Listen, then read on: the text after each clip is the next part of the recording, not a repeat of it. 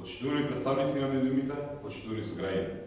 Културата и образованието се темелот на секое општество.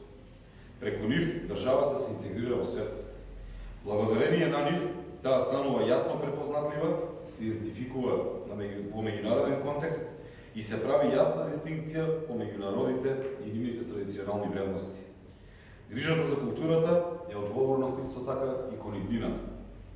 Во таа насока, проектите на кои се обврзува обновата, а ги најави лидерот Мицкоски, е резултат на грижата и односот на ВМРО-ДПМН кој ги има кон културата и кон образованието. Тие мерки се унапредување на македонскиот јазик како наше идентитетско обележје, инвестиција во македонските брендови и креативни индустрии, делегиран буџет за културните установи, стимулирање на бизнис секторот да инвестира во културата, дигитализација на културното и уметничкото наследство, реконструкција на зградата на Музеот на Македонија, изградба на нови театри во Прилеп, Охрид и Скопје, намалување на данокот на додадена вредност од 18 на 5% во културата, изградба на нови 20 и реконструкција на најмалку 50 училишта во Република Македонија, поголеми примања за универзитетскиот наставен кадар, поголеми примања за професорите од основното и од средното образование, средно стручно образование во функција на стопанството, зголемување на инвестициите во образованието од 3,7 на 5% од бруто домашниот производ, што ќе значи повеќе пари во образованието. Исто така и универзитет во првите 1000 на Шангајската листа.